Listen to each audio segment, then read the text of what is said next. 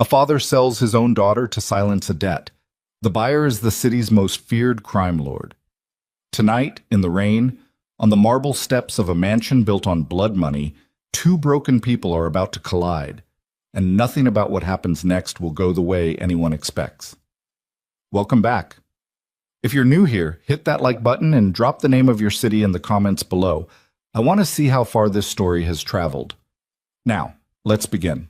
The rain came down like it had a grudge against the city, hammering the windshield of the black Mercedes in sheets that blurred the streetlights into smears of gold.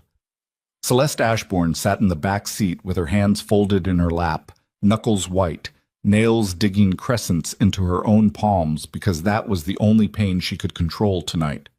Everything else, the bruise blooming along her collarbone, the deeper one nobody could see, the one shaped like her father's voice, that pain belonged to other people now. She'd stopped owning herself a long time ago. The driver hadn't spoken a word since they left the house. He didn't need to.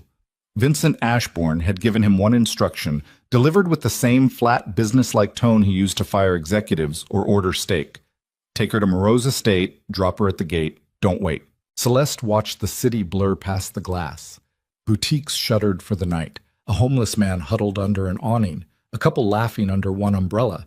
And she thought distantly, almost clinically, that she envied all of them, even the man in the doorway. At least the rain was the only thing trying to break him. She turned her wrist over and looked at the thin gold bracelet her mother had given her before she died, the one piece of jewelry Vincent had never managed to sell off or pawn against one of his debts. She touched it like a rosary, though she didn't believe in anything anymore that wasn't made of steel in consequence. "We're here," the driver said. The gates of the Moreau estate rose out of the dark like the ribs of some sleeping beast, wrought iron twisted into shapes that might have been flowers once before someone decided menace looked better. Two men stood at the gate in suits too well tailored for the rain to matter to them, faces blank, eyes scanning the car the way men scan things they're prepared to kill. Celeste's hand found the door handle and stopped there. "Get out," the driver said. "Did he tell you what this is?" she asked. Her voice surprised her, steady, low, almost amused, the same voice she used to use back when she still had a sense of humor about her own life, before she learned that humor was a luxury for people who had a future. The driver didn't answer. He didn't have to. She knew what this was. She'd known since the moment her father called her into his office 4 hours ago, his face arranged into that particular expression. Not quite guilt, because Vincent Ashbourne didn't have the architecture for guilt, but something adjacent to it, something that looked like guilt from a distance if you squinted and wanted badly to believe in him one more time. "I need you to do something for me," he'd said. "For the family. The family." As if there was a family left to save. As if the word still meant anything after 11 years of him using it like a crowbar to pry whatever he needed out of whoever was standing closest. "I owe Lucien Moreau $11 million, he'd told her, pouring himself a scotch, not offering her one, never offering her anything that wasn't already half spent.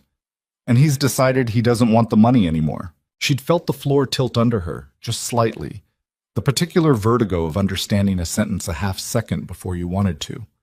He wants you instead. 11 words. That was all it took to erase 23 years of being someone's daughter and turn her into a line item on a balance sheet. She hadn't screamed. She hadn't cried. She'd learned a long time ago that screaming only worked on people who had a conscience to interrupt, and crying only worked on people who hadn't already decided what they were going to do, regardless of how much it cost you. Vincent Ashbourne had decided. He'd probably decided before he called her in, probably decided the moment he found out exactly what kind of currency a beautiful, broken daughter could be in the hands of a man like Lucien Moreau. "You'll be fine," Vincent had said, like he was talking about a business trip. "Moreau's not stupid. He'll take care of his investment." His investment, that was the word he used. Not his daughter. His investment. Now, sitting in the back of a car that smelled like leather and her own fear sweat, staring at gates that looked like they'd swallowed better people than her and never given them back, Celeste thought about all the ways this night could end, and none of them included her walking out alive in any sense that mattered. She opened the door. The rain hit her like a verdict, cold, immediate, without mercy. She stepped out onto wet gravel in heels that weren't made for this kind of ground. And the gates were already grinding open, slow and deliberate, the sound of old iron complaining against its own weight. The two men at the gate didn't move to help her. They watched her the way men watch weather, something to be endured rather than engaged with. The car pulled away behind her before she'd even reached the threshold. The driver hadn't lied. He didn't wait. She walked. The estate rose ahead of her through the rain like something built less to be lived in and more to be feared from a distance. Stone the color of old bruises, windows lit from within with a cold amber light, a fountain in the courtyard that had been shut off, its basin collecting rainwater instead of the water it was designed for. Somewhere beyond the house, dogs barked once, twice, and went silent, like even they had learned not to make noise without permission. A man was waiting on the steps. Not Moreau. She knew that much, knew it the way you know certain things about power before anyone tells you, the way prey knows which silhouette in the dark belongs to the thing that can kill it. This man was broad, scarred along one eyebrow, his suit dark and unremarkable, his eyes doing the same flat assessment the gate guards had done, except his gaze lingered an extra second on the bruise at her collarbone that her dress hadn't quite managed to hide. Something flickered across his face. Not pity. She didn't know what it was. She'd stopped being able to read men's faces accurately a long time ago, ever since she learned that the men who hurt you most often smiled the widest doing it. "This way," he said, and turned without waiting to see if she'd follow. The same casual cruelty of a man who's never once doubted that people do what he tells them. She followed because the alternative was standing in the rain until she froze. And even now, even broken in every way that mattered, some animal part of her still wanted to live. The inside of the house was warmer than the outside in temperature only. The air had a stillness to it, a held breath quality, as if the walls themselves had learned discretion. She passed hallways lined with art that probably cost more than her father's entire failed empire, statues with faces too perfect to be comfortable. And everywhere, the low murmur of men speaking in voices pitched specifically not to be overheard. They stopped outside a set of double doors carved from dark wood, doors that looked like they'd been designed less for privacy and more to remind anyone who entered exactly how small they were in comparison. The scarred man knocked twice. A voice from inside said something low she couldn't make out. The doors opened. The room beyond was a study, the kind of space built around the idea of control. Bookshelves climbing to a ceiling she couldn't fully see. A fire burning low in a hearth despite the warmth of the rest of the house. A desk positioned so that anyone entering would have to cross the entire length of the room just to reach it. Every step measured, every step watched. Lucien Moreau did not look up immediately. He was younger than she expected. Mid-30s, maybe, though there was something about the way he held himself that suggested a man who'd lived several lifetimes inside one body. His jacket was off, sleeves rolled to the forearm, exposing skin marked with the faint white lines of old scars that told their own stories without needing words. He was writing something, pen moving in slow, deliberate strokes, and for a long moment, the only sound in the room was the scratch of ink and the crackle of the fire and the wild, useless hammering of Celeste's own heart. "Sit," he said, without looking up. She didn't sit. Some instinct, buried under 11 years of obedience, refused this one small thing. That made him look up. His eyes were dark, unreadable, and they moved over her with a precision that had nothing to do with desire. That was the first thing she noticed, the thing that confused her most, because she'd spent the entire drive here bracing for a particular kind of look, the kind her father's business partners gave her at galas, the kind that made her skin feel like something being appraised. This wasn't that. This was something colder, more clinical, and somehow worse for being unreadable. "You're standing," he said. "You told me to sit. And you didn't." "No." Something shifted behind his eyes. Not quite a smile, but adjacent to one. The same way her father's expression earlier had been adjacent to guilt. "Vincent's daughter has a spine. That's new information." "You bought me. I assume you did your research first." "I bought a debt," he said. "I didn't buy you." "Tell that to the 11 men who heard him say otherwise." He set the pen down. Stood.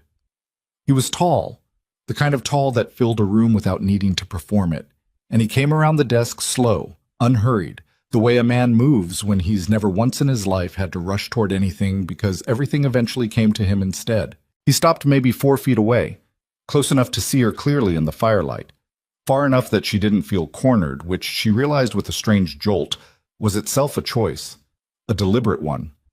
Most men close distance to make a point. He'd left it open. "Take off the coat," he said. Her stomach dropped, the floor of her composure threatening to give out entirely. Every nightmare she'd built on the ride over crystallizing into this exact sentence. She'd known it was coming. She'd told herself she was ready. She wasn't ready. "No," she said, the word coming out smaller than she wanted, betraying her even as she fought to keep her voice level. "I'm not asking you to undress," Moreau said, and something in his tone had changed, gone flat and almost annoyed, like she'd misread a much simpler request. "I'm asking you to take off the coat. I want to see what your father sold me." The cruelty of the phrasing landed exactly where he intended it to. She felt heat rise in her face, shame and fury tangled together so tightly she couldn't separate which one was driving her hands as they moved to the buttons of her coat with shaking fingers. She let it fall open. Underneath, the elegant black dress her father had insisted she wear, appearances, he'd said, even tonight, appearances, did its best to hide what 11 years had carved into her skin, but elegance only goes so far. The bruise along her collarbone was visible now, dark and recent, days old at most. There was another one, fainter, along her jaw, makeup wearing thin under the heat of the fire.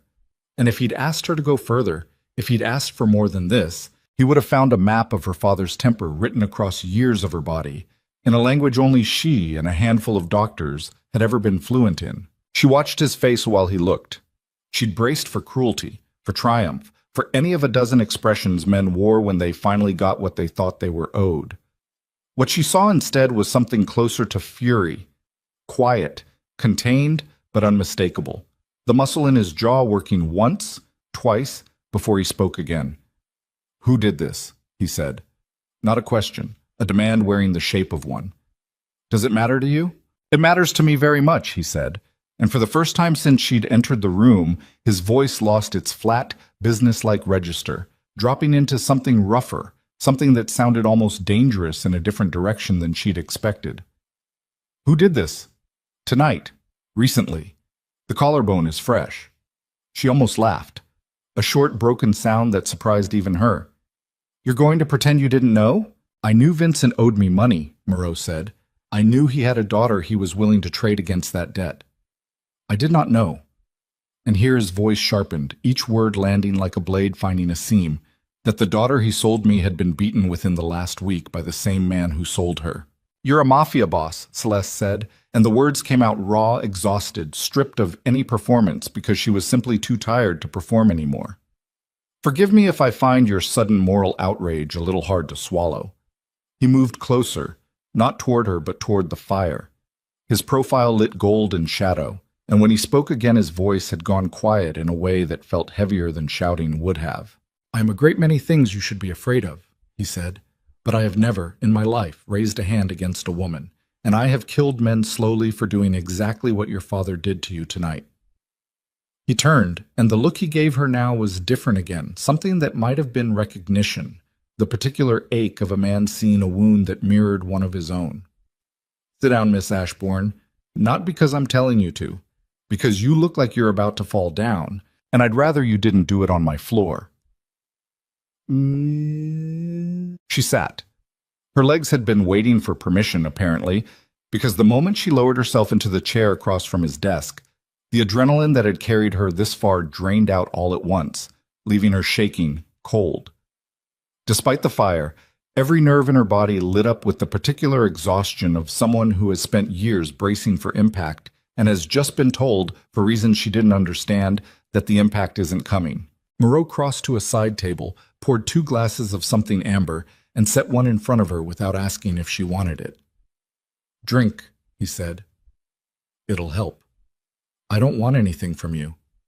"You don't have to want it. Drink it anyway." She didn't drink it. She wrapped her fingers around the glass instead, just for the warmth, just to have something solid to hold on to while the room spun slowly back into focus. "What happens now?" she asked finally, because the silence had stretched long enough that she needed to know. Needed the shape of her own fate, even if that shape was monstrous.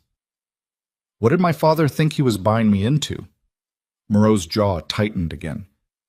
Your father thought he was buying himself a debt forgiveness and assumed whatever happened to you afterward was no longer his concern. He drank, swallowed, set the glass down with more force than necessary. He was wrong on both counts. Meaning? Meaning the debt isn't forgiven, Moreau said. Meaning I'm about to make Vincent Ashbourne understand in very precise terms exactly what kind of mistake he made tonight. Celeste felt something twist in her chest. Not relief, not yet. She didn't trust relief, hadn't trusted it in years. But something adjacent, a small crack of light in a door she'd assumed was sealed. And me? You, Moreau said, are going to see a doctor. Tonight, within the hour. And then you're going to sleep somewhere no one will touch you, for the first time in what I'm guessing has been a very long while. Why? The question came out sharper than she meant it, edged with suspicion, because nothing in her experience had taught her that kindness arrived without a price attached, usually a price disguised as kindness for exactly long enough to lower her guard. Moreau studied her for a long moment, firelight carving shadows into the planes of his face, and when he answered, his voice had none of the performance she'd been braced for. Because somebody should have asked that question for you a long time ago, he said, and clearly, no one ever did. She didn't have a response to that. She sat with the glass in her hands, untouched, and watched the fire. And for the first time in longer than she could remember, allowed herself the dangerous luxury of not knowing exactly what was going to happen next. Because for the first time in longer than she could remember, what was going to happen next didn't feel like it was going to hurt. He called for the scarred man, Dmitri, she'd learned his name was, though not that night, and gave instructions in a voice pitched low and efficient. A doctor, discretion, the East Wing prepared. Celeste listened to him organize her safety with the same precision he probably used to organize a hit, and the strangeness of that juxtaposition didn't escape her even through the haze of exhaustion, settling over her like a second skin. "You're really not going to touch me," she said, when Dmitri had gone and they were alone again, the question slipping out before she could stop it, equal parts disbelief and something that felt embarrassingly close to hope. Moreau looked at her with an expression she'd come to recognize over the weeks that followed, as the closest thing to gentleness he allowed himself in front of strangers. "No," he said. "I'm not." "Why not? You bought me. By your own city's rules, by everyone's rules, I'm yours to do whatever you want with." "I don't recognize those rules," Moreau said. "I never have. I built this empire breaking men who lived by exactly that logic, that people are currency, that suffering is just the cost of doing business, that anyone weaker than you exists to be used." He came around the desk again, and this time when he stopped in front of her, there was no calculation in the distance he chose, just a kind of careful, deliberate respect she hadn't been offered by a man in longer than she could remember. "I have my own reasons for hating men like your father more than most. I'll tell you about them eventually, if you stay. Tonight, all you need to know is that you're safe here. That's not a line, that's not a setup. It's simply true, and I intend to keep it true for as long as you need it to be." Celeste studied his face, looking for the lie, the angle, the eventual cost. Because surely there was one. Surely a man who ran an empire built on fear didn't simply decide to be kind without wanting something in return. She didn't find it. Not that night. It would take weeks before she stopped looking for it entirely, and even longer before she let herself believe what she found instead. The doctor arrived within the hour, exactly as promised. An older woman with steady hands and a gentleness in her manner that made Celeste's throat tighten unexpectedly, the particular ache of being handled with care after years of being handled like an object. The examination was thorough, professional, and the doctor's expression grew darker with every old scar she catalogued, every fracture that had healed without ever being properly set, every piece of evidence of a decade spent absorbing violence that should never have touched her. "How long?" the doctor asked quietly, not looking up from her notes. "Has this been happening?" Celeste almost lied. The habit of protecting her father, of minimizing, of finding some excuse that made the unforgivable sound merely unfortunate, it had been carved into her so deep she barely recognized it as a habit anymore. Just an instinct, like breathing. But something about the room, about the fire still burning low in the hearth, about the man standing near the window with his back to her, to give her privacy, even though he'd clearly heard every word, made her want, for once, to tell the truth without apologizing for it. Since I was 12, she said. The doctor's pen stopped moving. Behind her, she heard Moreau exhale. Slow, controlled. The sound of a man holding something terrible very carefully so it didn't shatter in his hands. 11 years, he said quietly, almost to himself. Does it matter? Celeste asked. You're already planning to ruin him over money. Does it change anything, knowing the rest? He turned then, and the look on his face was the first unguarded thing she'd seen from him all night. Raw, furious, and underneath the fury, something that looked almost like grief, old and private and not entirely about her. It changes everything, he said. Money, I would have collected and moved on. This, and he gestured, a small contained motion toward the doctor's notes, toward the years of evidence written into her body. This is something I intend to make him pay for in a currency he understands far better than dollars. Later, after the doctor had gone, after Dmitri had shown her to a room in the East Wing, warm, quiet, a bed with sheets that smelled like nothing at all, which was its own kind of luxury after years of sleeping in a house that smelled like her father's scotch, and her own fear. Celeste lay awake and stared at the ceiling and tried to understand the shape of the night she'd just survived. She'd walked into this house expecting to be claimed. She'd walked out of that study, hours later, claimed by nothing except the simple, devastating fact that someone had finally looked at what had been done to her and decided it mattered. She didn't sleep, not really, not for a long time. But somewhere near dawn, exhaustion finally won out over vigilance, and she drifted into something close to rest, the first uninterrupted hours of sleep she'd had in longer than she could remember. Across the estate, in his study, Lucien Moreau did not sleep at all. He sat at his desk with the fire burned down to embers and a glass of scotch he hadn't touched, and he thought about a different girl, a different night, years ago now, but never far enough. His sister, 17 years old, bruised in places she'd tried to hide under long sleeves even in summer, and the promise he'd made to himself in the weeks after they buried her, a promise that had shaped every decision since, that he would never again stand by while someone smaller, weaker, more trusting than the world deserved was ground down by someone who was supposed to protect them. He'd built an empire on that promise. He'd buried that promise under blood and silence and the particular brutality required to survive in his line of work, until most people who knew him assumed the promise had died along with everything else soft in him. Tonight, a broken young woman with her father's eyes and none of his cruelty had walked into his study expecting to be sold a second time. And something in Lucien Moreau that he'd thought permanently calloused had cracked wide open at the sight of her bruises. He picked up his phone and dialed a number he hadn't used in months. A man named Hassan, his lead investigator, someone with the patience and the resources to take apart a man's life thread by thread until there was nothing left standing. I need everything, Lucien said when the call connected, his voice quiet, controlled, and underneath that control, something that promised a reckoning.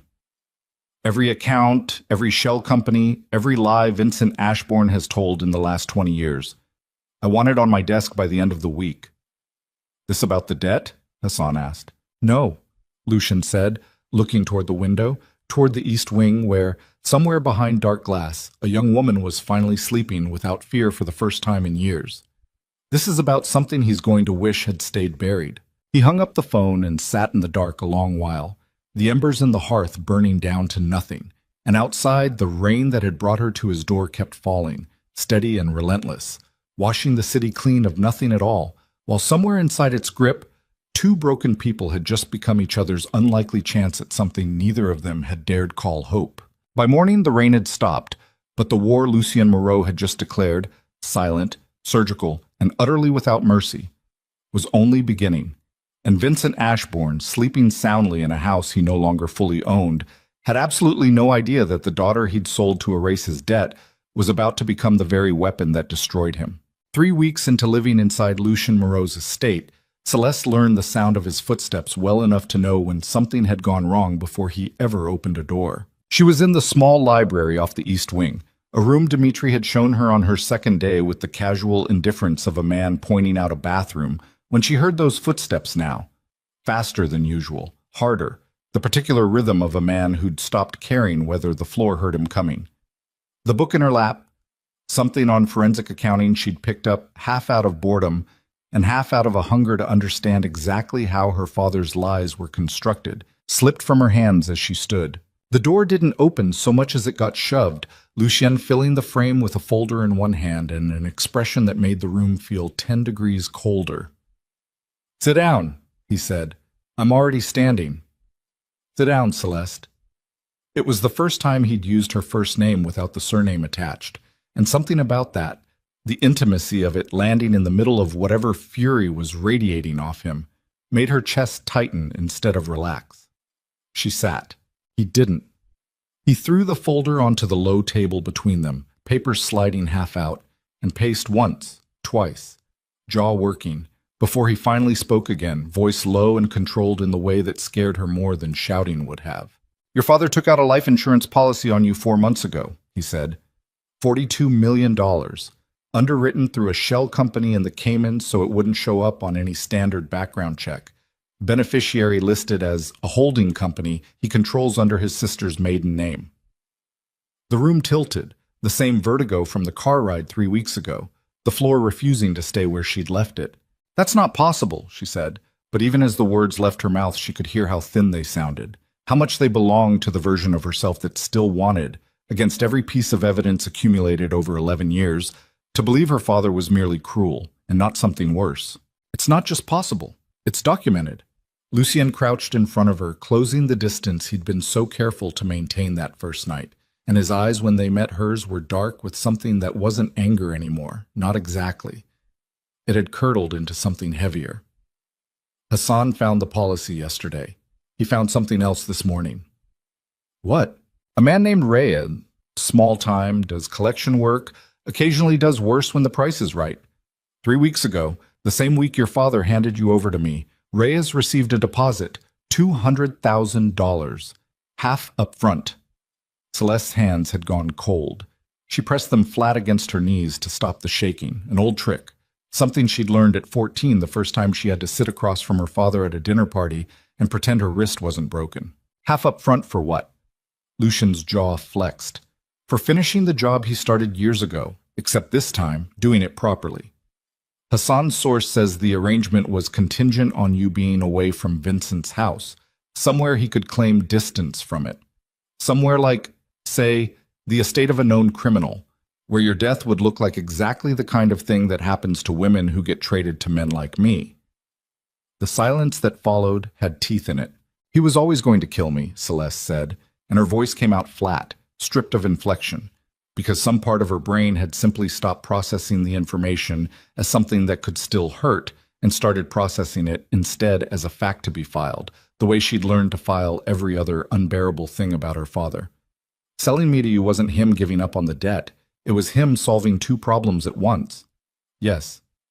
And you knew this when?" "This morning. And you're telling me now because you deserve to know exactly what kind of man you survived," Lucien said. "And because I need to know something from you before this goes any further." Something in his tone shifted the air in the room, made her spine straighten. "What?" "Did you know," he said, each word deliberate, "that he'd done this before? To anyone else? A wife? A business partner? Anyone he profited from disappearing?" The accusation underneath the question landed before she fully understood it, and when she did understand it, it hit like a slap. "You think I knew?" "I think it's possible. You think I sat across from my father for 11 years, took every beating he gave me, watched him sell me like livestock, and somewhere in there I was keeping his secrets for him?" Her voice had climbed, sharp and disbelieving, the calm she'd maintained for 3 weeks finally splitting at the seams. "Is that what you think happened?" "I think," Lucien said, standing now, voice rising to match hers, "that I have spent 3 weeks letting you into every corner of this house, telling my own men to stand down around you, putting my organization at risk to dismantle a man I barely know anything about beyond what you've told me. And I am now finding out that the picture you gave me might have gaps in it large enough to get me killed. I told you everything I knew." "Did you?" "Yes, because Hassan also found something else this morning," Lucien said, and the way he said it, slow and deliberate, told her this was the real reason he'd come storming in here, the insurance policy, just the opening volley. "Your mother's death certificate. Officially, an accident. A fall, down the stairs of your father's house 8 years ago. Celeste went very still. You want to tell me about that fall? Lucian said. Or do I have Hassan keep digging until he finds whatever it is you've been avoiding telling me since the night you got here? For a moment, the only sound in the room was the fire crackling low in the hearth and the wild, uneven sound of Celeste's own breathing. You don't get to do this, she said finally, voice shaking now, but not with fear, with something closer to fury. You don't get to dig through every grave in my family and then stand there acting like I owe you an explanation for what you found. I get to do exactly that, Lucian said, when the information affects whether you and I both survive what comes next. My mother fell down the stairs, Celeste said. That's what happened. That's what the report says. That's what I was told happened. I was 15, Lucien. I wasn't in the house that night. But you don't believe it was an accident. The question hung there, ugly and unavoidable, and Celeste found she couldn't answer it with the easy denial she'd practiced for 8 years. Not when she was looking at a man who'd just proven, in the space of one conversation, that her father was capable of planning a daughter's murder with the same cold efficiency he used to plan a merger. No, she said quietly. I don't believe it was an accident.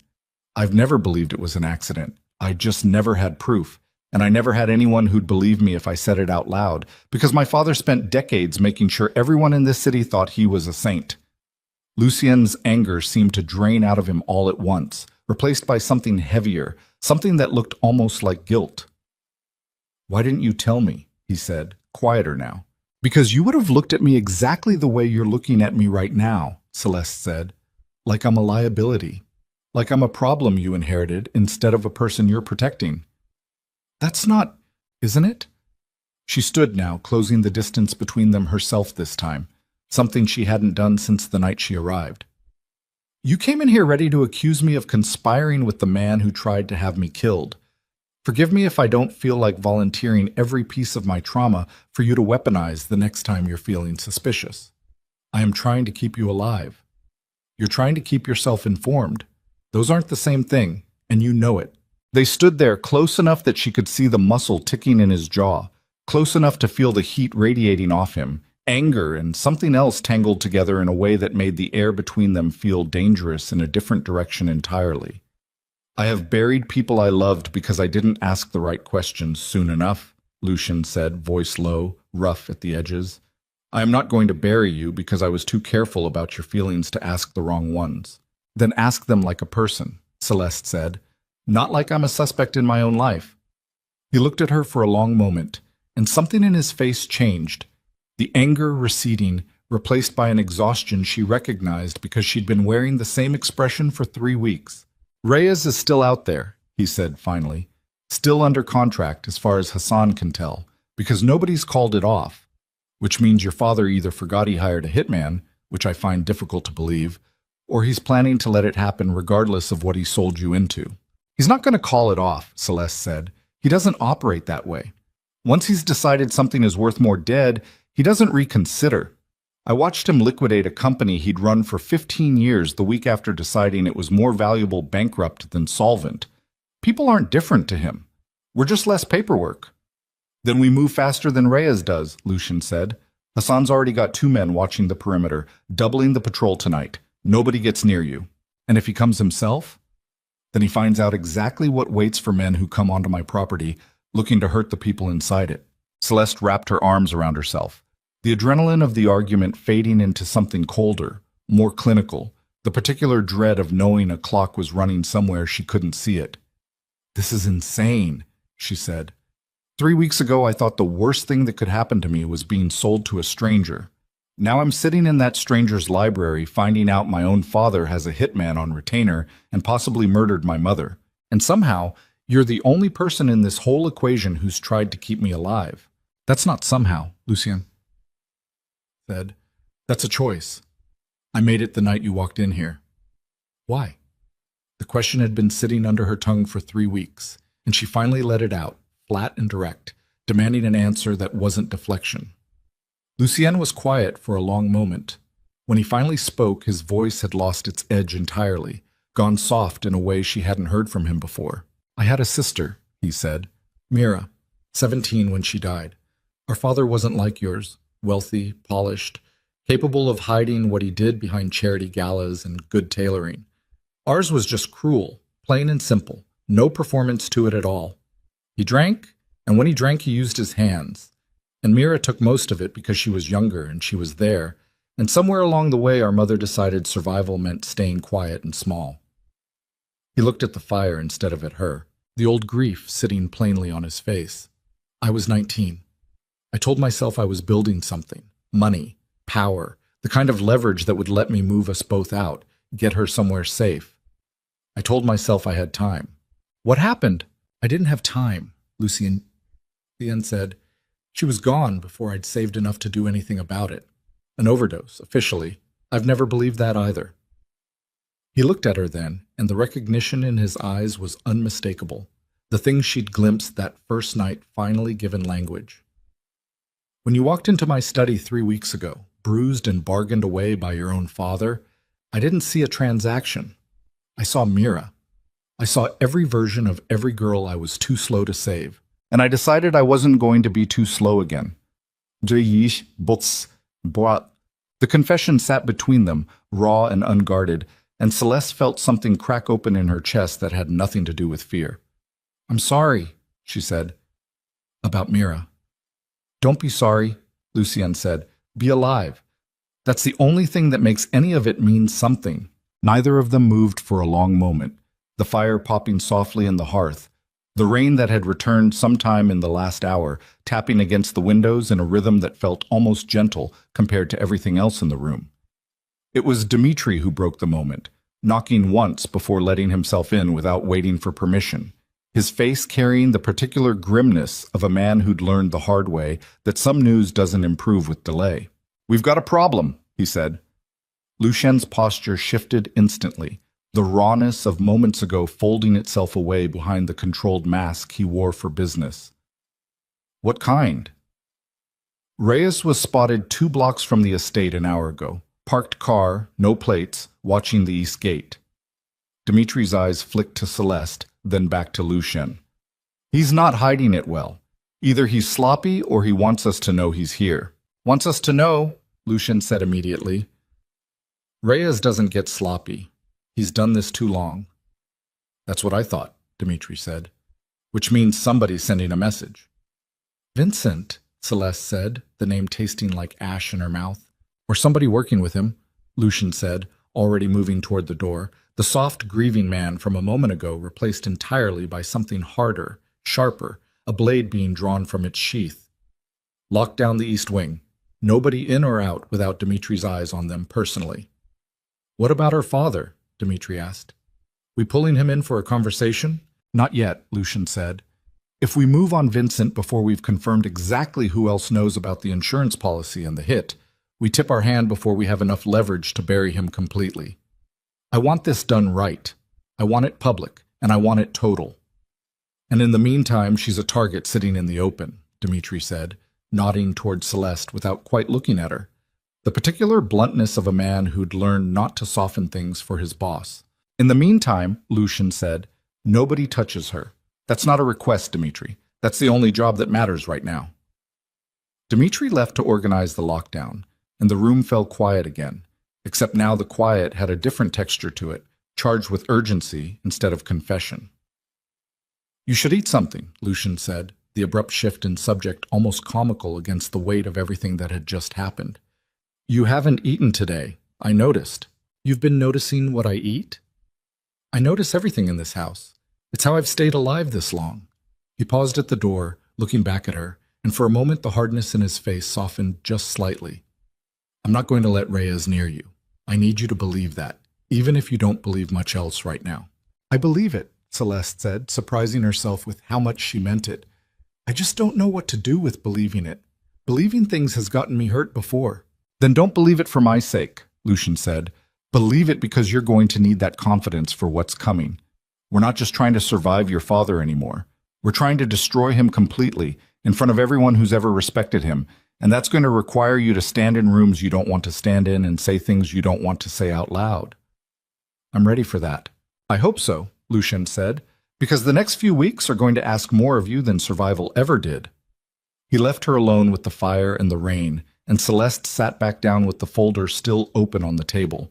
The documentation of her father's crimes spread out in black and white, like a map of every wound she'd carried for 11 years, finally given a name and a date and a dollar amount. She picked up the page detailing the insurance policy and read it again, slower this time, letting the full weight of it settle into her bones. $42 million. Beneficiary listed under her aunt's maiden name, a woman Celeste hadn't spoken to in a decade. Someone she now had to assume was either complicit or worse, another piece on her father's board being moved without her knowledge or consent. She thought about her mother, 8 years gone, officially an accident, and felt the old grief curdle into something sharper, something that demanded answers instead of accepting silence. She thought about Reyes, parked 2 blocks away in a car with no plates, patient and professional, waiting for an opening that Lucian's men were determined never to give him. And she thought with a clarity that surprised her, that she was done being something that happened to her. She was done being the daughter who survived, the girl who got sold, the asset that got traded. She wanted, for the first time in longer than she could remember, to be the thing that happened to her father instead. The decision settled into her chest like something physical, heavy and certain, and when Lucian found her 3 hours later, still sitting with the folder in her lap, the fire long since burned down to embers, she looked up at him with an expression he hadn't seen on her before. Not fear, not exhaustion, but resolve, cold and total. "I want to learn how to defend myself," she said. "Not someday. Starting tomorrow. And I want to be in the room every time Hassan finds something new, no matter how ugly it is, because I am done being the person other people protect from the truth about my own life." Lucian studied her for a long moment, something that looked almost like pride flickering across his face. "Tomorrow morning," he said. 6 o'clock. I'll have someone ready." "You?" "Me," he confirmed. "I find I'm not willing to let anyone else teach you. Call it a flaw." She almost smiled, the first real almost smile in longer than she could remember. And for a moment, sitting there in the dying firelight with a folder full of her father's sins between them, it felt less like the worst night of her life had ever happened, and more like the first night of an entirely different one. That fragile peace lasted exactly 4 days. It ended on a Thursday morning, gray light bleeding through the curtains, when Hassan called Lucian's private line at 5:40 a.m., with news that changed the entire shape of the war they were fighting. Vincent Ashbourne had just accepted an invitation to host the city's largest charity gala in 3 weeks' time. A celebration, the press release called it, of his foundation's 10th anniversary, an evening honoring his decades of philanthropic service to the community. The same week, Hassan reported Vincent had quietly increased the bounty on Celeste's life by another $100,000, routed through a different shell company, payable on confirmation. He wasn't hiding anymore.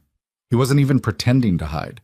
He was standing in the open, daring them to come find him in front of the entire city, confident that his reputation was armor thick enough to survive anything they could throw at it. Lucian stood at the window of his study as the gray morning light strengthened into full dawn, the phone still warm in his hand, and felt the last of his restraint settle into something colder, more permanent. "Wake her up," he told Dimitri. "Tell her everything. And tell Hassan I want every document, every account, every name connected to Vincent Ashbourne ready to go public the night of that gala. You want to do this in front of everyone.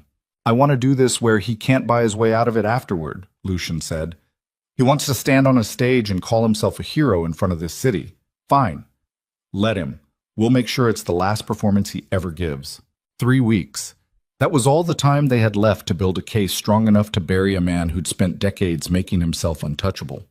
And somewhere out there, in a car with no plates, or in the shadow of some doorway they hadn't found yet, Reyes was still waiting, patient and professional, for the one moment of carelessness that would let him finish the job Vincent Ashbourne had paid him to do.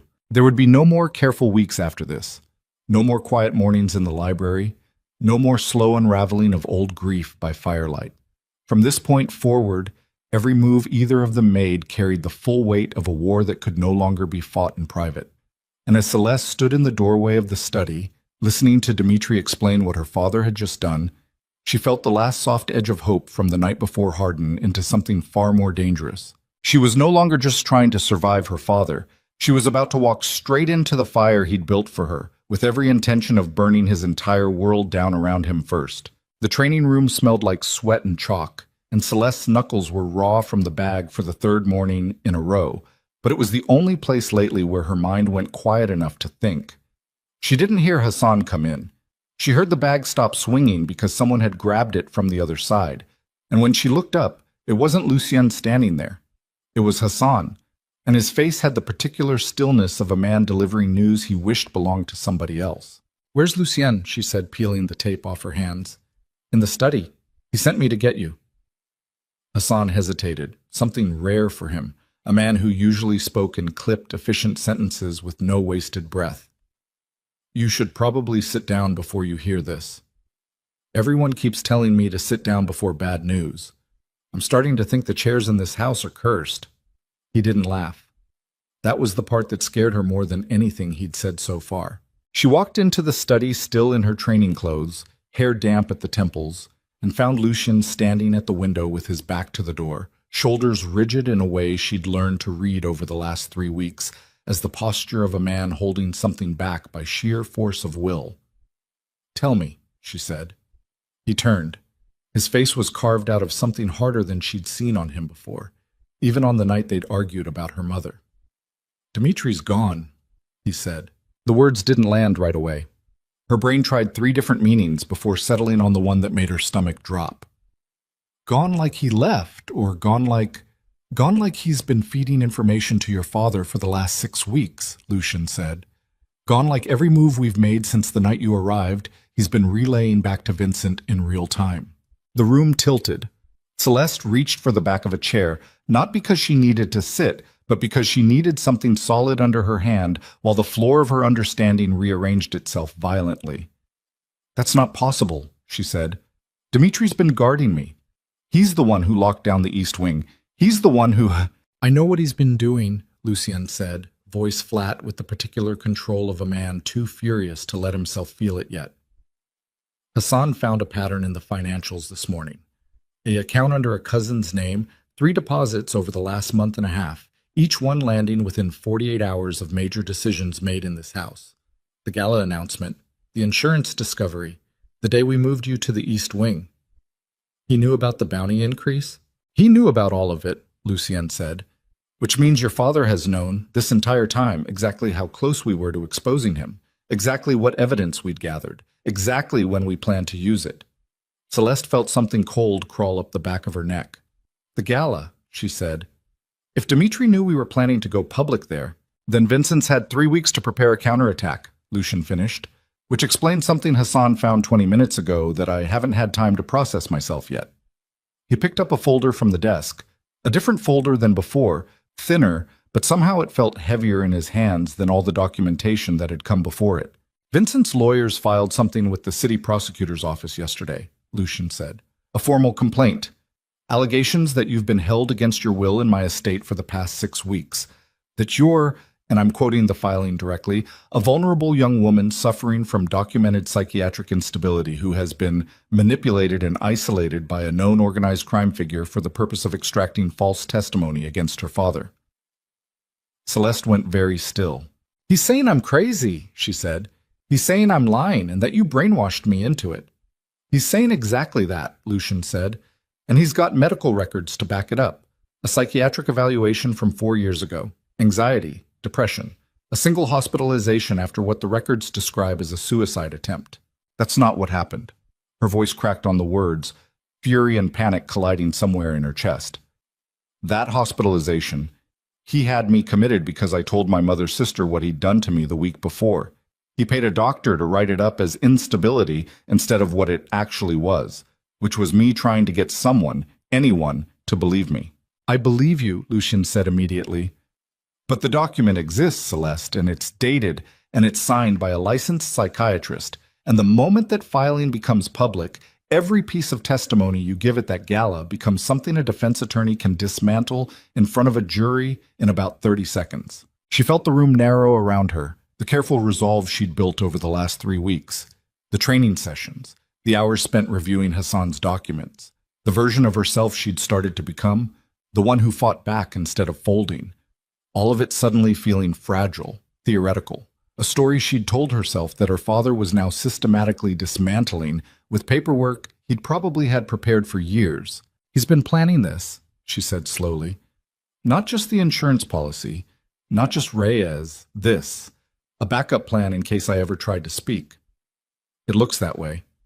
How long has he had that psychiatric record ready to use? 4 years, Lucian said, since the hospitalization itself. He's been sitting on a weapon built specifically to destroy your credibility the moment you ever became a threat to him. Celeste sat down then, finally, not because anyone told her to, but because her legs simply stopped being willing to hold her up. And Dmitri told him everything, she said. Every piece of evidence we had, every plan we made.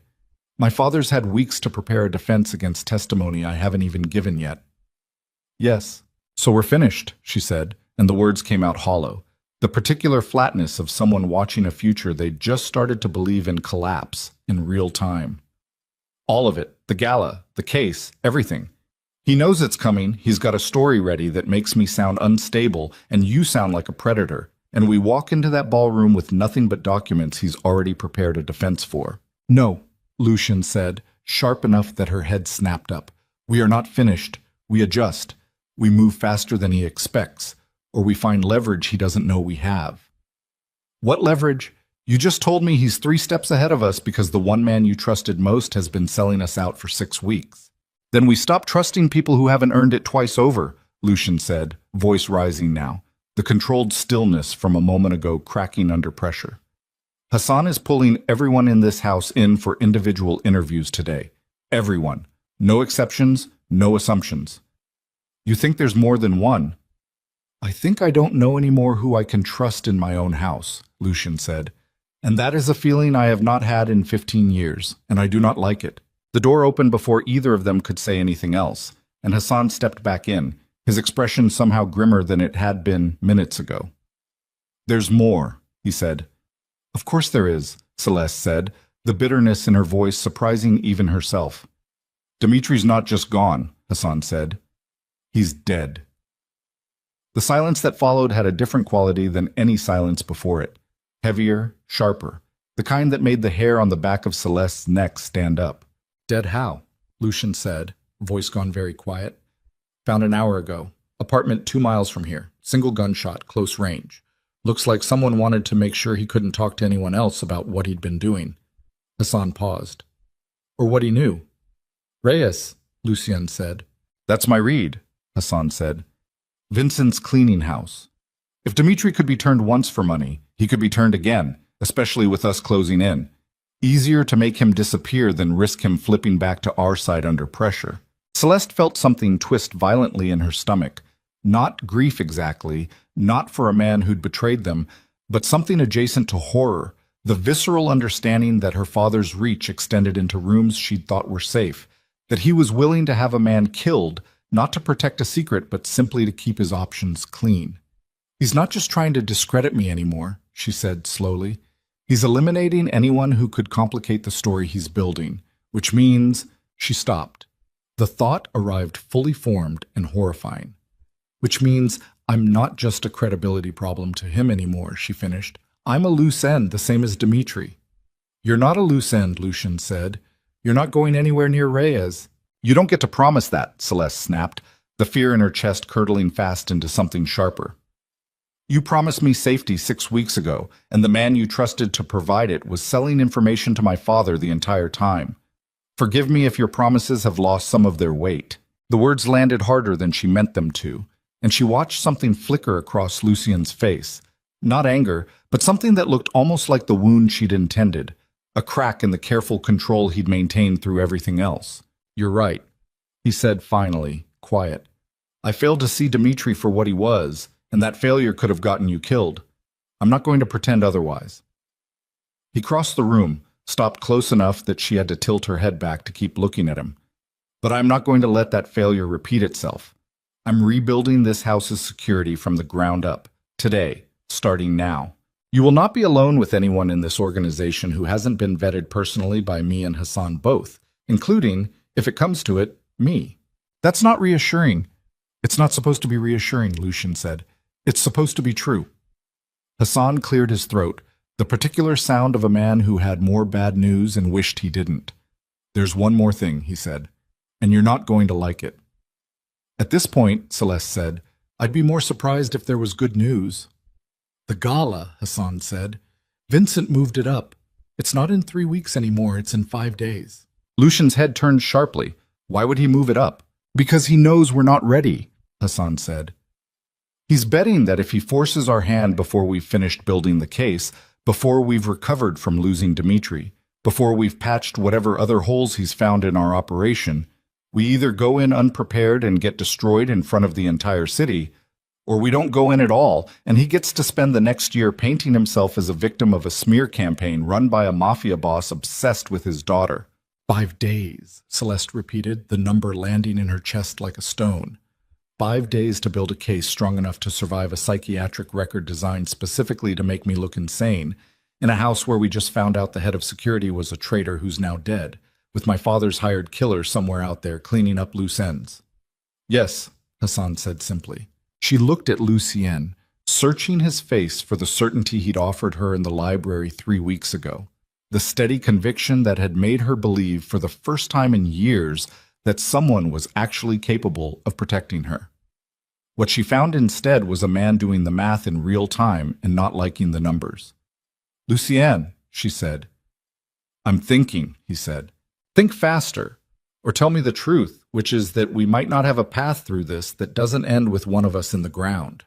He didn't answer immediately, and the silence stretched long enough that Celeste felt the last of her composure threatening to crack entirely, the accumulated weight of everything. The insurance policy, the hitman, Dimitri's betrayal and death, the psychiatric record, the compressed timeline, collapsing down into a single unbearable pressure behind her eyes. There's a way, Lucien said finally, but you're not going to like what it requires of you. Tell me anyway. The psychiatric record is dangerous because it's the only thing he has that attacks you directly instead of attacking the evidence. Lucien said, pacing now, thinking out loud in the rapid, clipped cadence she'd learned meant he was building a plan in real time. But records can be challenged. The doctor who signed it, Hassan, who signed it? Dr. Aldous Whitfield, Hassan said. Private practice, mostly takes referrals from wealthy families who want discretion. Who exactly the kind of doctor a man like Vincent would pay to manufacture a diagnosis, Lucien said. If we can find even one other patient Whitfield diagnosed under similar circumstances, paid by a wealthy parent, conveniently timed to discredit testimony against that parent, we don't just challenge the record. We expose the entire mechanism Vincent used to silence you in the first place. And if there's no other patient, Celeste asked, if Whitfield only did this once, for my father specifically, then we find another way to discredit the record, Lucien said. But Celeste, the gala is in 5 days. We don't have time to build a perfect case anymore. We have time to build the strongest case we can and trust that the truth, delivered without flinching, in front of enough witnesses and enough media, is harder to bury than your father thinks it is. And if it's not, if 5 days isn't enough, and I stand up in that ballroom and tell the truth, and his lawyers shred me apart with a 4-year-old hospitalization record while everyone watches, then we lose, Lucien said simply. No softening, no false comfort, just the brutal honesty she'd come to realize he reserved for the moments that mattered most. And he wins, and he keeps his empire, and somewhere down the line, Reyes finishes what he was paid to do, because your father does not stop coming after he wins once. Celeste closed her eyes, the training room exhaustion in her muscles, the chalk still on her knuckles. The careful resolve she'd built over 3 weeks of preparing for a fight she now understood she'd badly underestimated. All of it crystallized into a single, terrible clarity. Then I need to stop preparing like someone trying to survive, she said, opening her eyes, and start preparing like someone who has nothing left to lose. Meaning? Meaning I'm done being careful, Celeste said, standing now, the shake in her hands from earlier replaced by something colder and more deliberate. I'm done waiting for Hassan to find one more document, one more account, one more piece of evidence to make the case airtight before we move. He's had years to build his defenses. We've had 6 weeks. We are never going to out-prepare him, so we stop trying to. What are you suggesting, Lucien asked, something wary entering his voice. I'm suggesting we give him exactly what he's counting on, Celeste said. He thinks I'm going to walk into that gala fragile, scripted, easy to dismantle with one piece of paper from a doctor he paid off. He thinks I'm still the girl who got sold in the rain 6 weeks ago. She looked at Lucienne, then at Hassan, something hardening in her chest that felt less like fear now and more like resolve sharpened down to a single, lethal point. Let him think that. Let him walk into that ballroom expecting a victim he can discredit in 30 seconds. And then let me be something he never accounted for. Which is? Someone who isn't asking the room to believe her, Celeste said. Someone who's going to make Whitfield's record irrelevant by giving them so much undeniable proof of what my father is that one fake diagnosis from 4 years ago won't matter to anyone watching. Lucian studied her for a long moment, and something in his expression shifted, the careful protectiveness from earlier giving way to something that looked, despite everything, almost like respect. That's not a plan, he said. That's a gamble. Everything about the last 6 weeks has been a gamble, Celeste said. At least this one's mine. Hassan, who had been silent through most of this exchange, finally spoke. There's a way to make it less of a gamble, he said slowly, like he was thinking through the logistics even as he said them out loud.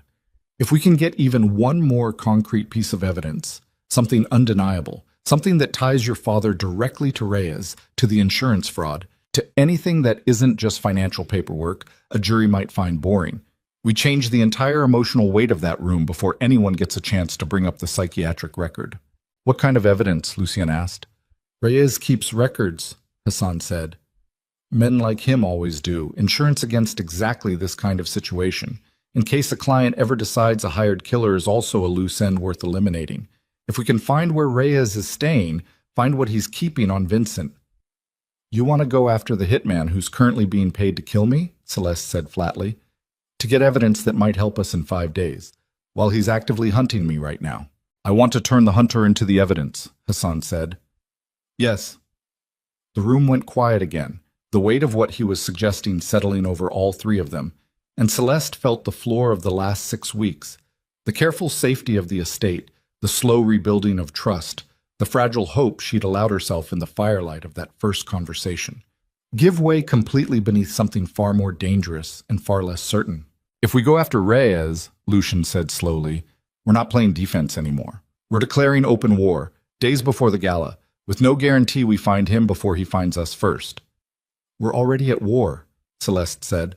We have been since the night my father handed me to you like a paid debt. The only difference now is whether we keep pretending we have time to be careful or whether we finally admit we don't. She looked between the two men, the fire in the hearth long gone cold, the gray afternoon light through the window doing nothing to soften the grim calculation settling over the room. Find Reyes, she said, whatever it takes, because I would rather walk into that gala in 5 days as the woman who hunted down her father's hired killer than as the broken girl he sold in the rain, and if we fail, if this goes wrong in every way it could go wrong, I want it on record that I chose this. Nobody chose it for me. Lucienne held her gaze for a long moment, something unspoken passing between them. Not quite agreement, not quite fear, but the particular recognition of two people standing at the edge of something neither of them could walk back from. Then God help anyone who gets between us and what's coming, Hassan muttered, already reaching for his phone, already dialing the first of what would become a long, brutal night of calls, favors, and threats, designed to drag Reyes out of whatever shadow he was hiding in before he had the chance to disappear entirely, or worse, finish the job he'd been paid for. And somewhere across the city, in an apartment with the blinds drawn and a half-finished bottle of whiskey on the table, a man who had killed for money more times than he could count sat cleaning a weapon he intended to use one final time before this contract closed, utterly unaware that the woman he'd been hired to erase had just decided, in a cold study 6 weeks after the worst night of her life, that she was done waiting to become his next. Reyes's apartment building smelled like mildew and cigarette smoke, and Celeste's pulse was a drumbeat in her ears as she stood in the stairwell, back pressed against cold concrete, listening to Hassan's voice crackle low through the earpiece Lucienne had clipped to her collar an hour ago. "Third floor, end of the hall," Hassan said. "Lights are on. He's home." "You're not going in," Lucienne said beside her, voice barely above a whisper, his hand closing around her wrist before she could take the first step up. That was never the plan.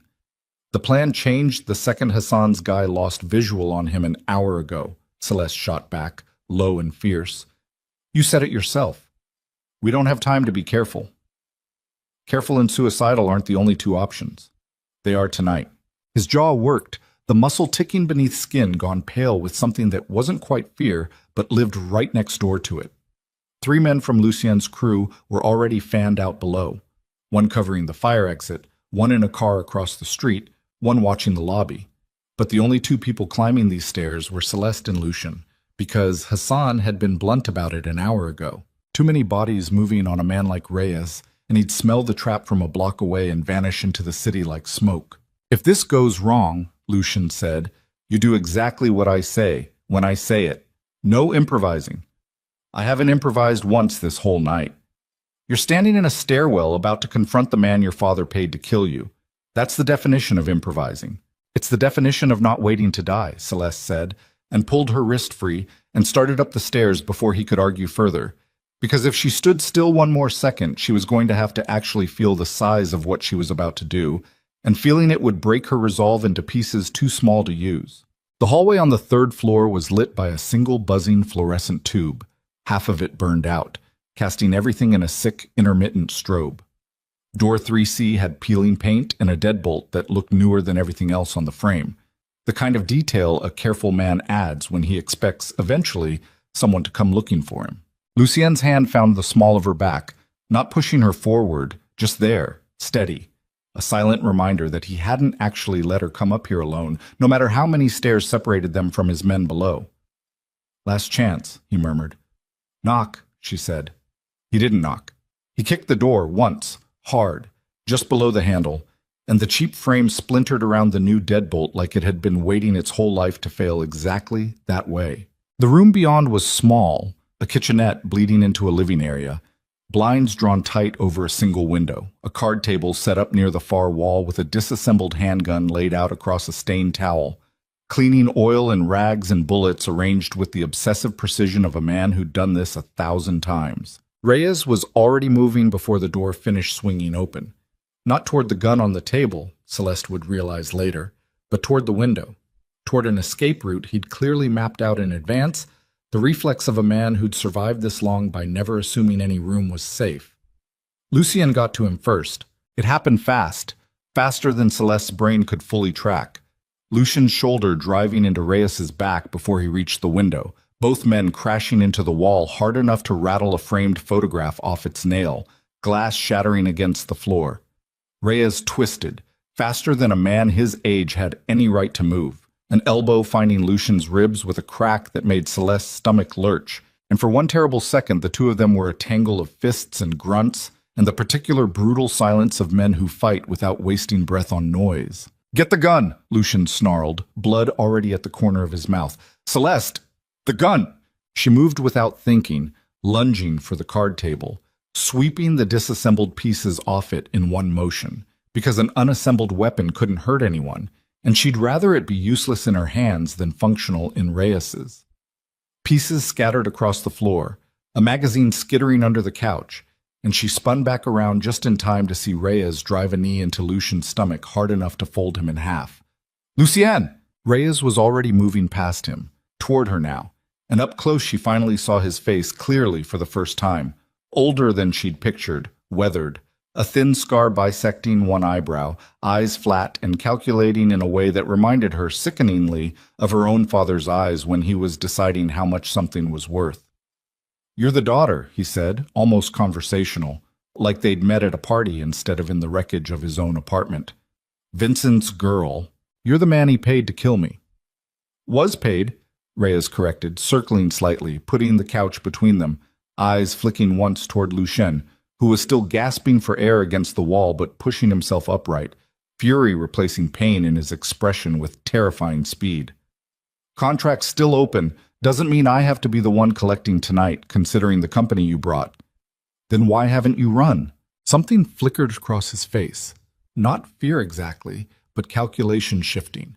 A man recognizing the conversation had become more useful than the exit. "Because you 2 broke into my apartment instead of calling the police," he said. "Which tells me you don't want this clean. You want something from me." Lucien straightened fully now, blood at his lip, breath still ragged. But his voice, when it came out, was steady, controlled, the voice of a man negotiating instead of fighting.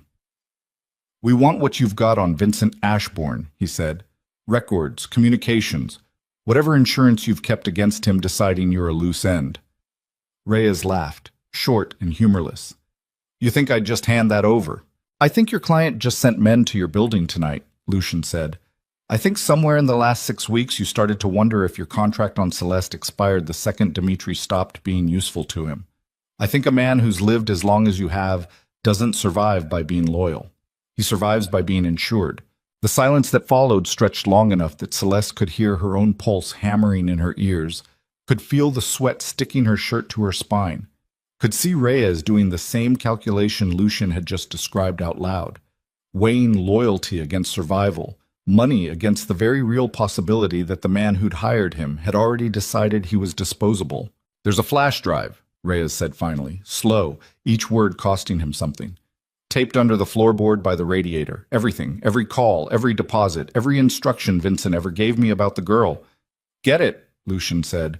"You first put down whatever you're planning to do to me once I hand it over."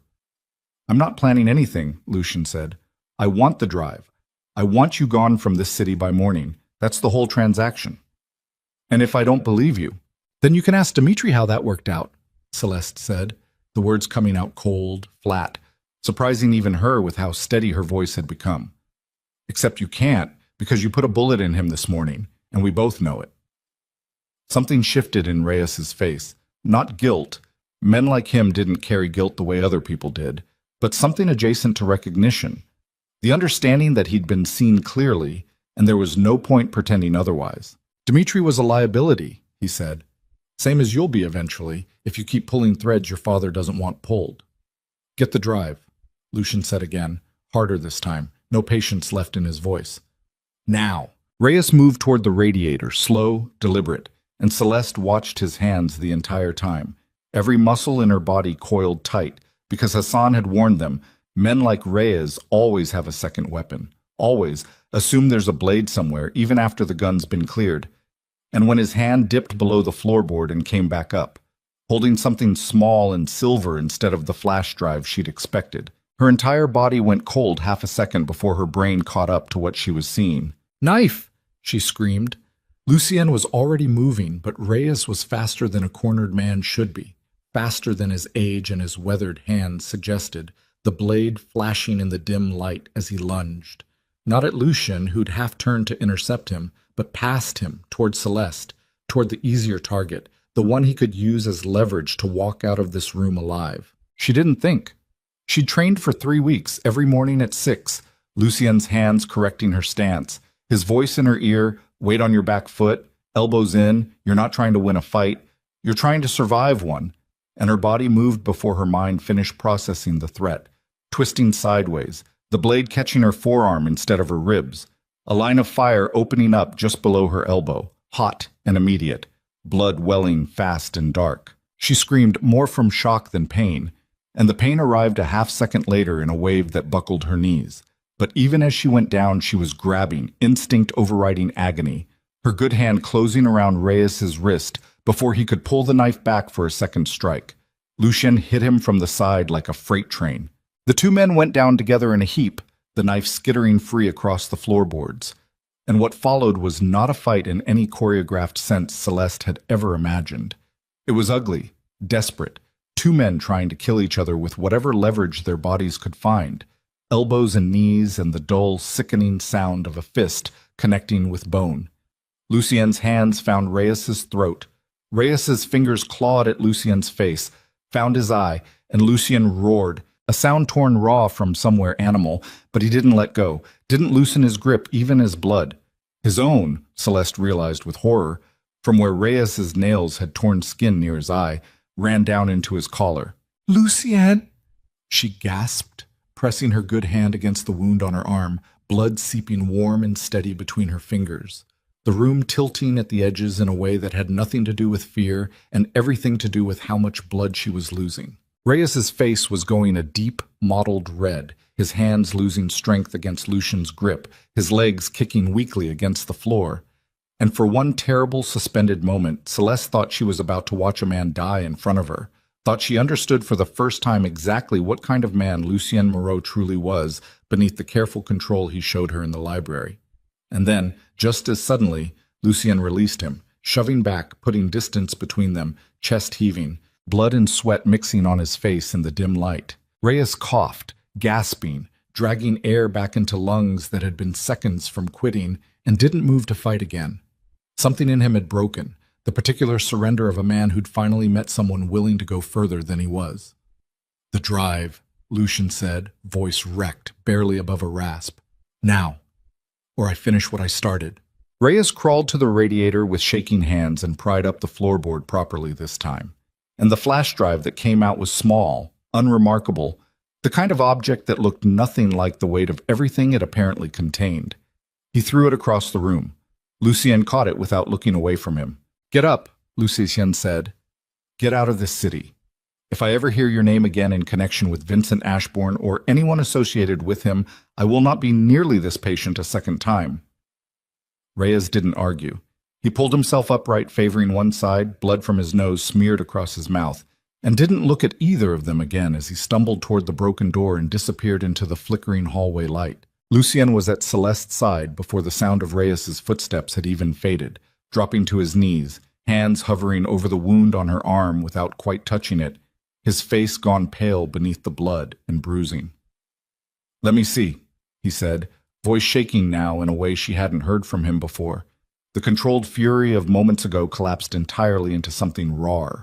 "It's not as bad as it looks," she said, though the room was still tilting, the edges of her vision going soft and gray in a way that suggested otherwise.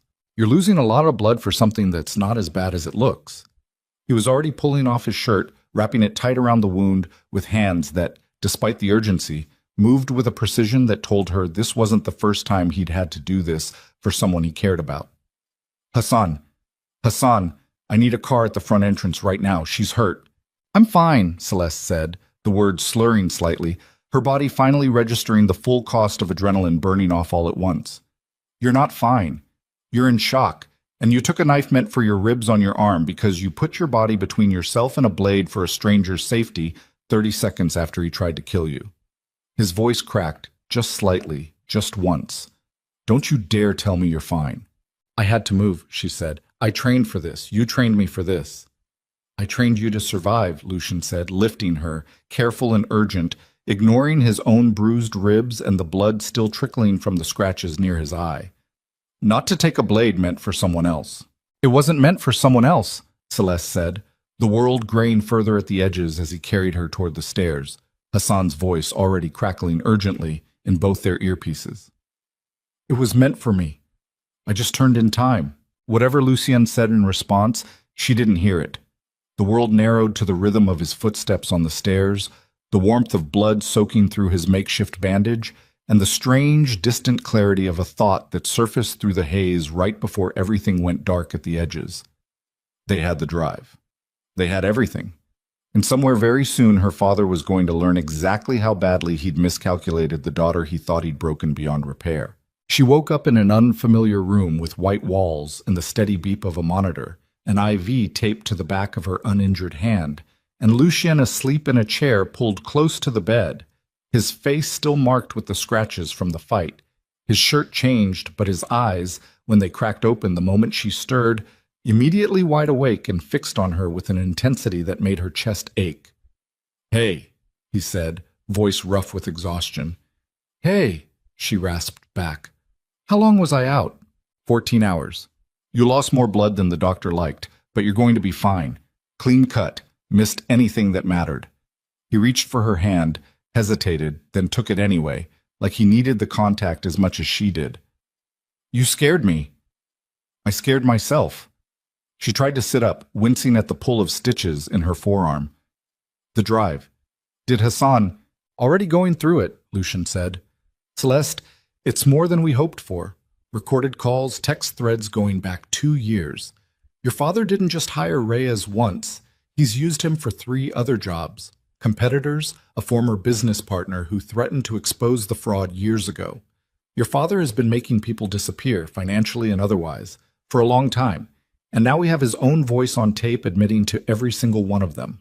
The weight of that settled into her slowly, The scope of what they'd found, the years of damage finally given a name and a recording and a date. "The gala," she said. "When is it?" Lucien's expression tightened. "Tonight." Celeste's heart slammed against her ribs. "Tonight. I'm in a hospital bed with stitches in my arm, and the gala is tonight." "You're not going," Lucien said immediately. "Not after what happened. Hassan and I can deliver everything without you standing in that room." "No." The word came out sharper than the IV line should have allowed, full force despite the exhaustion still dragging at her limbs. "He doesn't get to win because I got hurt stopping his hired killer. He doesn't get to stand on that stage and call himself a hero while I'm lying in a hospital bed too injured to watch him fall." "Celeste, I have spent 11 years letting that man decide what I'm capable of enduring," she said, pulling herself upright despite the pain screaming through her arm, despite the room swimming faintly at the edges. "I am not going to let one knife wound be the reason he gets to walk into that ballroom tonight believing he's already won. Get me a dress. Get me out of this bed. I'm going to that gala, and I'm going to be standing in that room when every screen lights up with his own voice confessing to things he thought he'd buried forever." Lucien studied her for a long moment, something fierce and proud and terrified, all tangled together behind his eyes. And when he finally spoke, his voice had gone quiet in the particular way it did when he meant something completely. "If you collapse in that ballroom," he said, "I am carrying you out over my shoulder, and I don't care how it looks on camera." "Deal," Celeste said. "Now get me out of this bed. We have a war to finish, and I am done watching it happen from the sidelines." By the time the sun began sinking low over the city that evening, painting the windows of Vincent Ashbourne's ballroom gold with the particular light reserved for celebrations and lies, Celeste stood in front of a mirror in a gown Lucien's people had brought to the estate that afternoon, the stitches on her arm hidden beneath a long sleeve, her hands steady for the first time in longer than she could remember. Steady not because the fear was gone, but because for the first time in her entire life, she was about to walk into a room where the truth, finally, was the only weapon that mattered, and she intended to use every second of it before the night. "That sounds like a man trying to figure out how to live instead of just survive," Celeste said. "I'd know. I've been doing the same thing for 6 weeks." They stood there a while longer, the courthouse steps emptying around them as reporters drifted off to file their stories, and the last of the gathered crowd dispersed into the gray afternoon, and Celeste felt something settle in her chest that she didn't have a name for yet either. Not happiness, not exactly, but something adjacent to it. Something that felt like the first solid ground she'd stood on in longer than she could remember. 6 months later, the building on Delacroix Street had stopped looking like the abandoned textile warehouse it used to be. Celeste stood in what would become the main common room, surveying the bones of construction still visible in exposed pipe and unfinished drywall, a hard hat tucked under one arm and a set of blueprints rolled under the other, and felt none of the exhaustion that should have come from 12 hours of contractor meetings and budget reviews. She'd named it Horizon Haven on a night 3 months ago when she couldn't sleep, sitting up in bed beside Lucien with a legal pad and a pen, trying out names until one finally felt like it belonged to something bigger than her own history.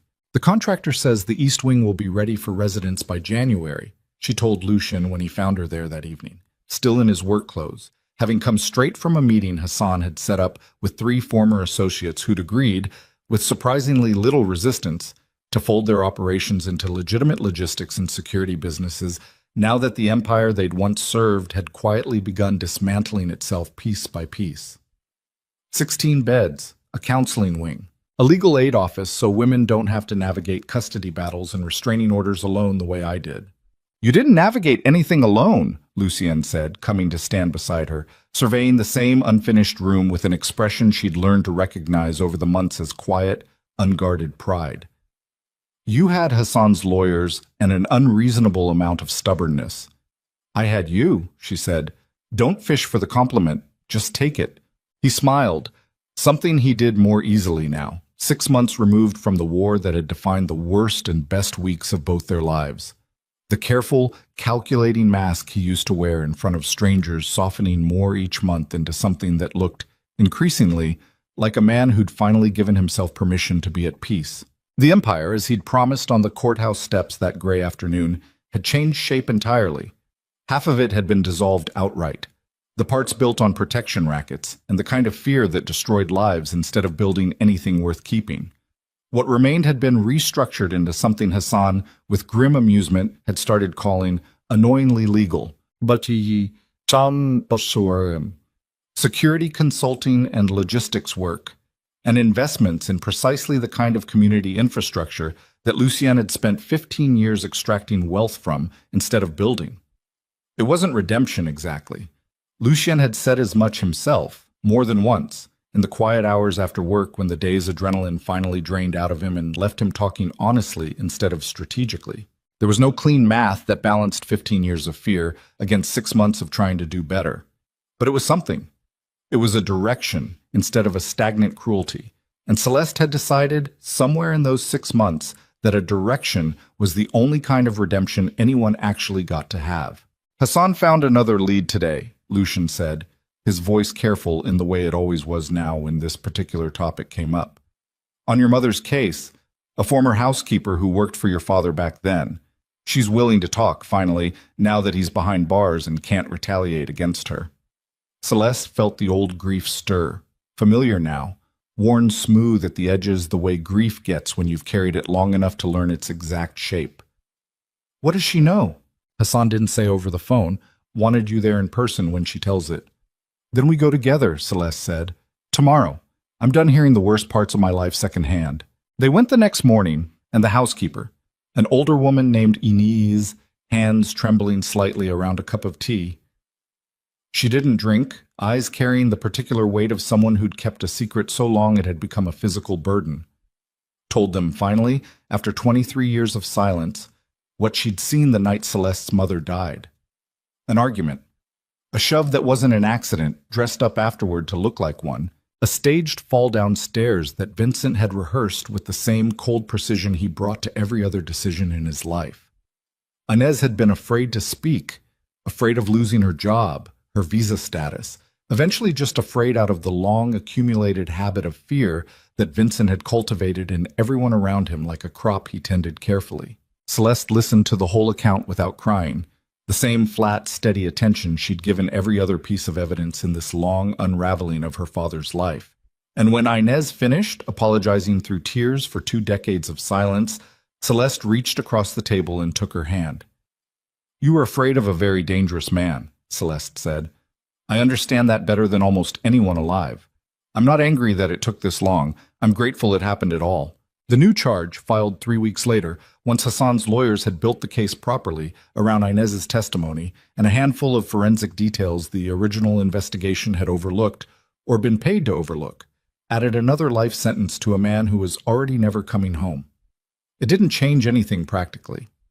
Vincent Ashbourne would die in prison regardless of how many charges stacked on top of the ones already there, but it changed something for Celeste. Something quiet and internal that she felt the morning the new conviction was confirmed, standing in her kitchen with coffee going cold in her hands, watching dawn break gray and then gold over a city that no longer felt like a place she had to survive. Her mother finally had a name for what had happened to her. Not an accident, not a tragic fall. A murder, acknowledged, recorded, real. It wouldn't bring her back, nothing would. But it meant Celeste no longer carried the death alone. No longer had to be the only person in the world who believed the truth of it without proof. Horizon Haven opened its doors the following spring, on a morning bright enough that the construction dust still settling in corners caught the light like something almost beautiful. Celeste stood at the entrance in a simple dress, no makeup covering anything because there was nothing left to hide, and watched the first residents arrive. A young mother with 2 children and a black eye fading toward yellow at the edges, an older woman who'd left a 30-year marriage with nothing but a suitcase and a terror she was still learning to set down. A teenager who reminded Celeste so sharply of herself at that age that she had to excuse herself briefly to the restroom and breathe through the sudden, sharp grief of recognizing her own younger face in someone else's eyes. Lucien handled the financial side of the opening with the same careful precision he brought to everything, standing slightly apart from the cameras Hassan had arranged for press coverage, because they'd agreed early on that this place needed to belong to the women it served, not to the Mafia boss whose money had helped build it. He watched Celeste move through the crowd of new residents and volunteers and donors, with something in his expression that had stopped being careful months ago, something unguarded and entirely his own. "You did this," he said, finding her in a quiet hallway an hour into the opening, the noise of the celebration muffled behind a closed door. "We did this." "You did the part that mattered," he said. "I just paid for paint and contractors. You're the reason any of these women believe this place is safe." "It's safe because of both of us," Celeste said. "I learned that a long time ago. Safety isn't something you build alone. Somebody has to choose to stand beside you while you're building it."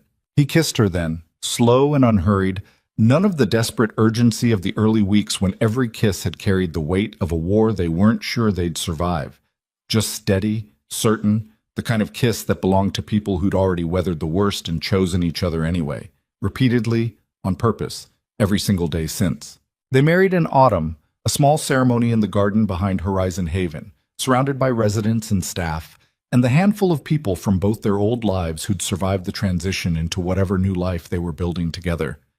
Hassan stood as Lucien's best man, gruff and visibly uncomfortable in a suit, and Inez sat in the front row beside three women from the shelter who'd become, over the months, something like Celeste's found family.